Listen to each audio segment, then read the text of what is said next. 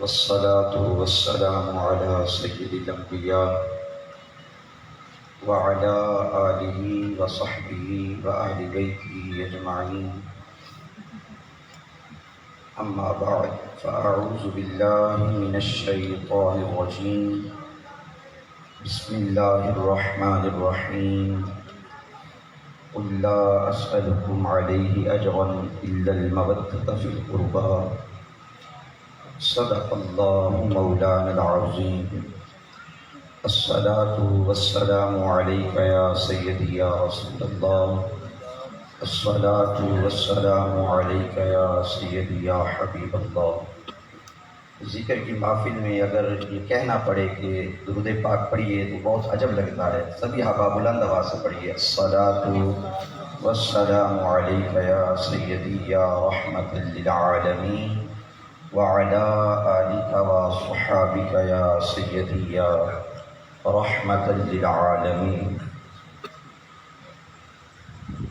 صدر محفل، جان محفل، فخر السادات حضور پیر سید زاہد حسین شاہ صاحب گیلانی مدد اللہ العالی،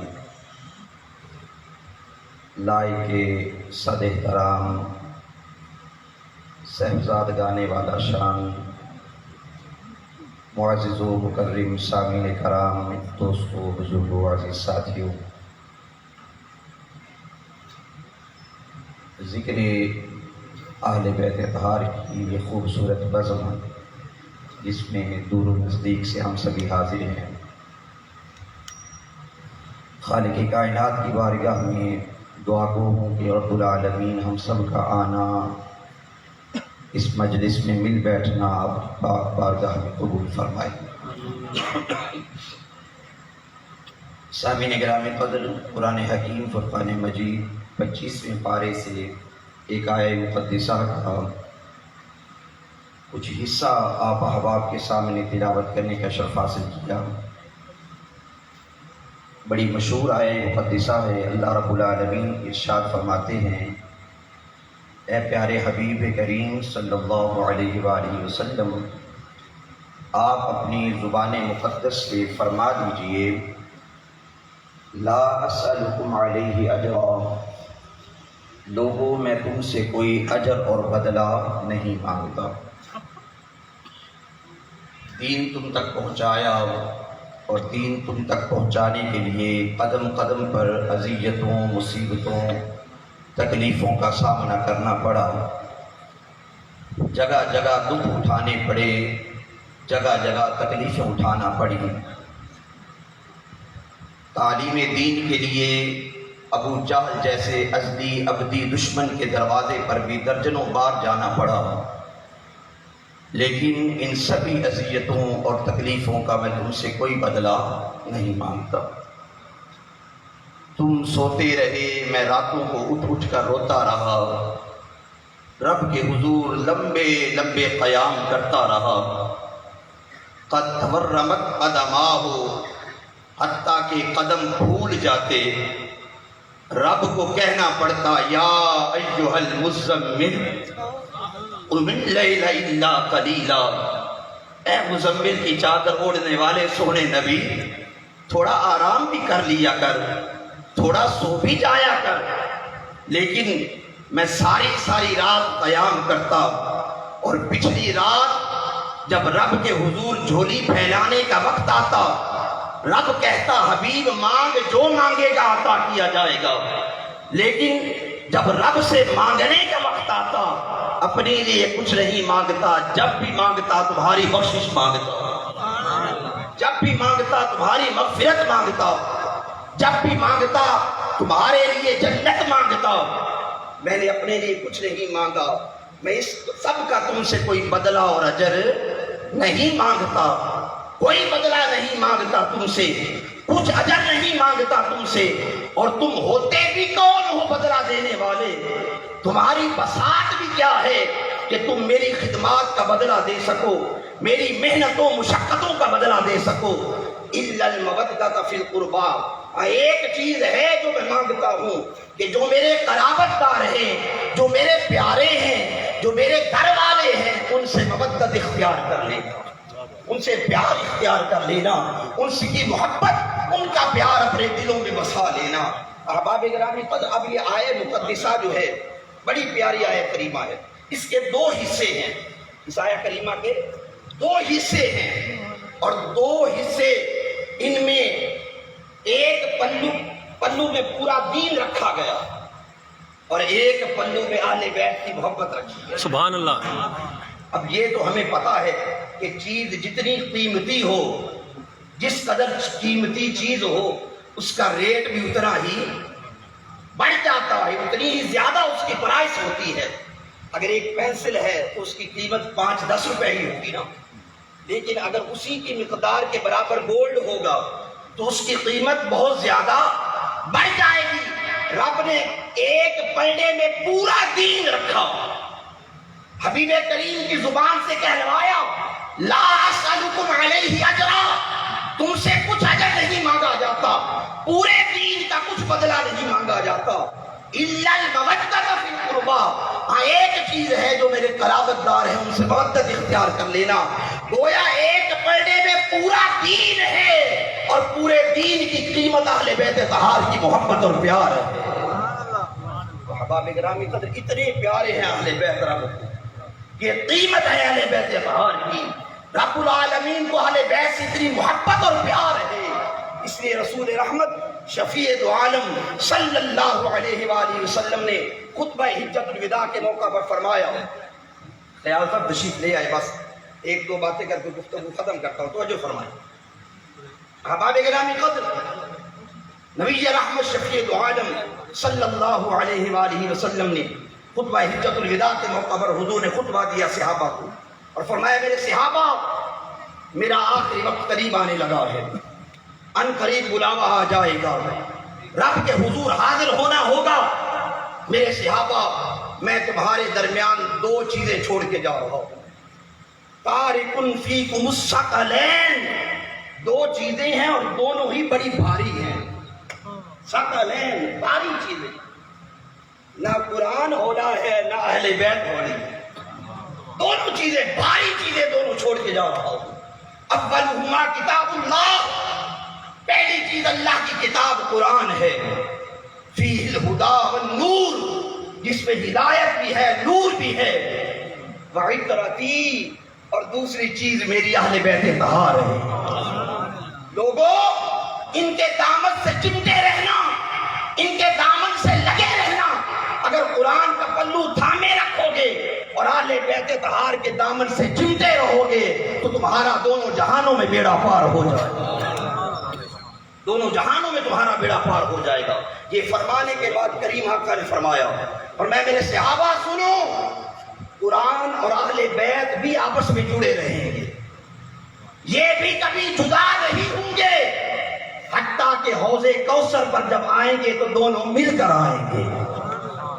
قرآن اور اہل بیت حوض کوثر پر میرے پاس دونوں مل کر آئیں گے، اور پھر چشمے فلک نے عجب نظارہ تکا، دنیا نے عجب منظر دیکھا، یہ بونڈ، یہ آپس کا تعلق ایسا مضبوط ہوا کہ سر کٹ گیا، نیزے پہ چڑھ گیا، لیکن پھر بھی قرآن کی تلاوت جاری ہو سکتی، ایسا آپس کا تعلق، قرآن اور اہل بیت یوں جڑے رہے کہ سر کٹا ہے، نیزے پہ چڑھا ہے، لیکن پھر بھی قرآن پڑھا جاتا جا رہا ہے۔ لیکن قبلہ پیر صاحب، یا ایک بات عرض کرنا چاہتا ہوں، سر تو کٹ گیا، نیزے پہ چڑھ گیا، لیکن اب یہ نہیں پتا کہ جب سر نیزے پہ آیا ہے اب سر قرآن پڑھ رہا ہے یا قرآن حسین کی تلاوت کر رہا ہے، یہ نہیں خبر۔ اور میں اپنی طرف سے نہیں کہہ رہا، اقبال نے کہا، علامہ اقبال نے کہا، علامہ فرماتے ہیں، ہر لحظہ ہے مومن کی نئی آن نئی شان، گفتار میں کردار میں اللہ کی برہان، اور یہ بات کسی کو معلوم نہیں کہ مومن، یہ بات کسی کو نہیں معلوم کہ مومن، ارے قاری نظر آتا ہے حقیقت میں ہے قرآن، یہ بات کسی کو نہیں معلوم کہ مومن قاری نظر آتا ہے حقیقت میں ہے قرآن۔ بس اس کی تشریح پھر یوں کر لیجیے، جب تک حسین کربلا کے میدان میں تلوار لے کر چل رہا تھا اس وقت تک قاری کا نام حسین تھا، جب حسین کٹ گیا اور نیزے پہ چڑھ گیا اب قاری بدل گیا اور اب قاری قرآن بن گیا اور جس کی تلاوت تھی وہ حسین بن گیا۔ جب تک چل پھر رہا تھا حسین اس وقت حسین قاری تھا، جب کٹ گیا حسین اب حسین قاری نہ رہا بلکہ قاری خود قرآن بن گیا۔ یہ بات کسی کو نہیں معلوم کہ مومن ارے قاری نظر آتا ہے حقیقت میں ہے قرآن، وہ قرآن بن گیا حسین جب حسین نیزے پہ آ گیا۔ احباب گرامی قدر یہ شان ہے لغت اطہار کی، نبی کے خاندان والوں نے اللہ سے تجارت کی، سودا کیا رب سے، اور ایسی تجارت کی، ایسا سودا کیا کہ قیامت تک کے لیے اس کی نظیر نہیں مل سکتی ہے۔ پہلے بھی انبیاء آتے رہے، اللہ کے بڑے بڑے برگزیدہ بندے آتے رہے، رب سے سودے کرتے رہے، رب سے تجارت کرتے رہے۔ رب نے قرآن میں فرما رکھا ہے نا، ان اللہ اشترى من المؤمنین انفسهم واموالهم بان لهم الجنہ، ہم نے مومنوں سے وعدہ کر رکھا ہے مال بھی دے دو جانیں بھی دے دو، مولا بدلے میں کیا ملے گا؟ فرمایا بان لهم الجنہ، میں انہیں جنت کا وارث بنا دوں گا، جنت کا وارث بنا دوں گا۔ ہر دور میں سودے ہوتے رہے، ایک سودا ابراہیم خلیل اللہ نے بھی کیا تھا، بس یہ بات کر کے گفتگو ختم کر رہا ہوں۔ ایک سودا ادھر بھی ہوا تھا، مینا کی وادی میں بھی ایک سودا ہوا تھا، ادھر بھی باپ اور بیٹا تھے، باپ کا نام ابراہیم خلیل اللہ تھا، بیٹے کا نام اسماعیل ذبیح اللہ تھا، وہاں بھی باپ بیٹا تھے اور ادھر نینوا میں بھی باپ اور بیٹا تھے، کربلا میں بھی باپ اور بیٹا تھے، وہاں مینا میں بھی باپ اور بیٹا تھے۔ لیکن اب موازنہ دیکھیے دوستو، وہاں باپ بھی نبی ہے بیٹا بھی نبی ہے، وہاں باپ بھی نبی ہے اور بیٹا بھی نبی ہے، یہاں باپ بھی غیر نبی ہے بیٹا بھی غیر نبی ہے۔ وہاں باپ کی عمر 100 سال سے زیادہ، بیٹا 13-14 سال کا، یہاں باپ کی عمر 56 برس ہے، بیٹے کی عمر 6 ماہ ہے، بیٹے کی عمر 6 ماہ ہے۔ ارے وہاں بیٹا ایڑیا رگڑ رگڑ کر پلتا رہا، چھوڑ گیا تھا باپ، بے آب و گیا صحرا میں چھوڑ گیا، قرآن کہہ رہا ہے، ایڑیا رگڑ رگڑ کر آب زمزم جاری ہوا اور پھر بھوک سہتا رہا، پیاس سہتا رہا، بیٹا یوں پلتا رہا۔ لیکن جو ادھر بیٹا تھا یہ تو خود بھی شہزادہ تھا، والدہ بھی شہزادی تھی، یہاں تو ماجرا ہی عجب تھا۔ ارے یہ تو وہ شہزادہ تھا، اگر گھر میں روتا تھا تو جھولا جھلانے فرشتے آ جاتے تھے، یہ تو ایسا شہزادہ تھا، یہ تو شہزادے ایسے تھے۔ ارے لباس کی ضرورت ہوتی تھی تو جبرائیل جو تھا دردی بن کے آ جاتا تھا، ایسا شہزادہ اور ایسی بادشاہی، وہ بھی باپ بیٹا یہ بھی باپ بیٹا۔ لیکن اب موازنہ دیکھیے، ادھر جب وقت قربانی آیا بیٹے نے کہا ابا آنکھوں پہ پٹی باندھ لیجیے، آنکھوں پہ پٹی باندھ لیجیے، کہیں ایسا نہ ہو قربان کرتے کرتے آپ رک نہ جائیں، محبت پدری بڑھ نہ جائے اور آپ رک نہ جائیں، آپ کا ہاتھ رک نہ جائے۔ باپ نے آنکھوں پر پٹی باندھ لی، لیکن اب ادھر بھی منظر دیکھو، ادھر بھی ماجرا دیکھو، ننھے علی اصغر سے لے کر جوان علی اکبر تک پورا کنبہ لٹا دیا، لیکن ایک ایک کر کے میرا حسین قربان کرتا جا رہا ہے۔